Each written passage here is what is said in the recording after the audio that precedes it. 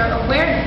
We were here to accommodate Susan Coleman here. We're so grateful to be here with Linda Harris. Linda, can you tell us about yourself? And not only are you an actress, but you have battled cancer. Yes. First, I have a illness called neurofibromatosis. Neurofibromatosis is it's when tumors, fibroids go in and out along the central nervous system. I was diagnosed when I was 22 with this illness. It became a disability. When I came to California, I was 30 years old, and by the time I was 42, I went to the doctor and they told me that I had cancer, that they found a tumor in my left breast. Of course, I was devastated, but I didn't really let it get to me. You know, I couldn't, as long as I had somebody that was there for me, which was the man of my dreams, my husband, Robert. The battle was not mine, it was the Lord. You know, so I had to keep going, you know, I didn't want to go backwards, I wanted to go forward. So let's back up now. You said you had neurofibromatosis. And this is what we actually visually see up on your skin right now. Yes. And it's an acceleration of your neurons that come out. Yeah, your central nervous system is affected. Yeah. So that's when the tumors go out and they go anywhere, they overlap one another and all that. Now, Linda, I've been with you on several occasions. We've been out shopping together, and you're a very helpful person. Is this disease contagious? We're just talking about it's not contagious, but it's hereditary. My daughter does not have neurofibromatosis. Okay. Well, at least she hasn't been diagnosed. And I'm the only one in my family that was diagnosed with this. And how do you respond to the reactions? Oftentimes we get different reactions when we're together. And she's very helpful. I wanted to say that we were on a bus trip at one time, and this lady needed some money. And no one would give her any money. And Linda decided to give her some money, but because of her ignorance, she didn't retrieve the money from Linda. So how do you react to and respond to things like that, people's ignorance?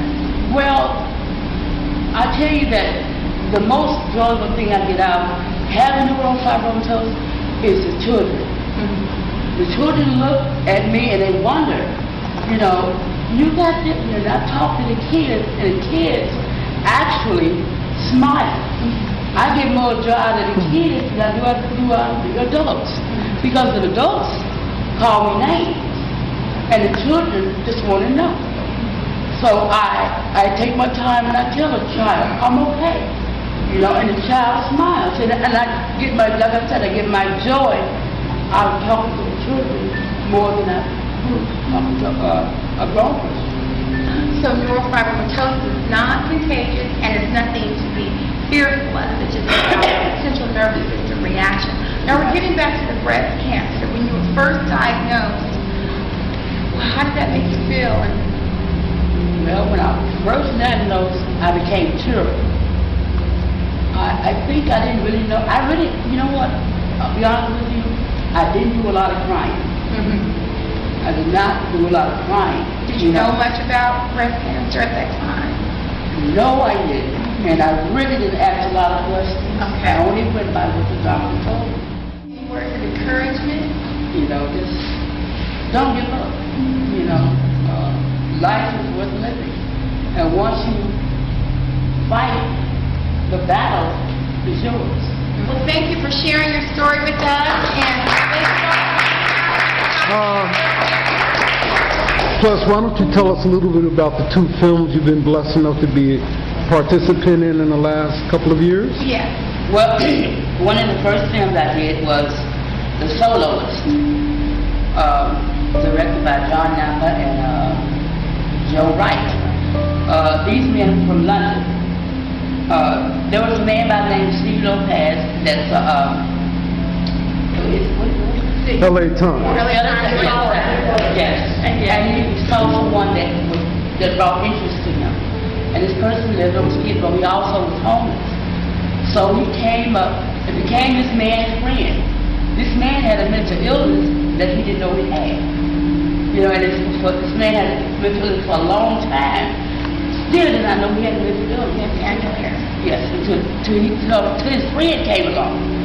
And he talked to these people, Joe Wright, and, you know, wanted to do a movie.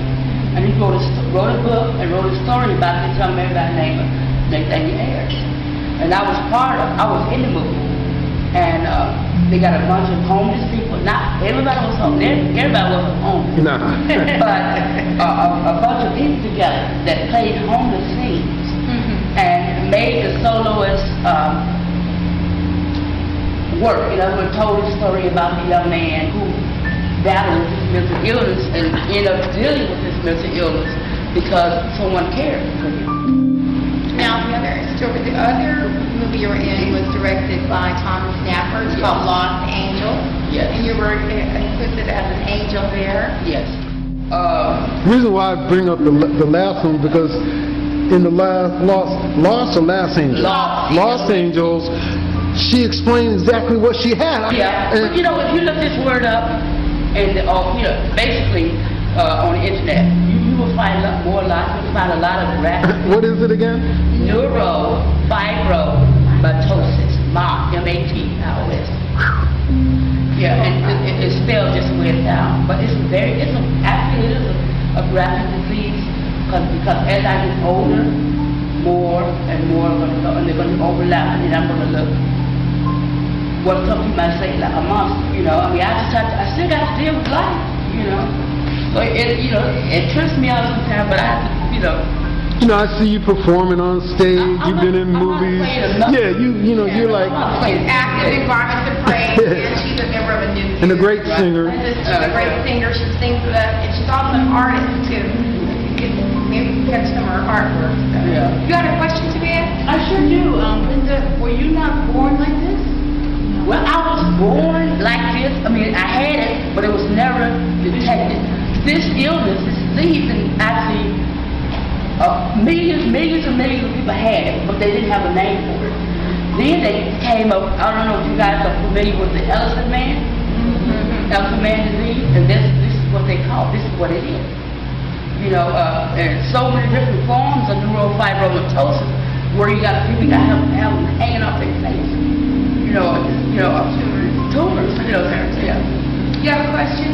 Yeah. So, if it is detected, is there anything that There is no cure. Okay. There's no cure. There's no cure since, but my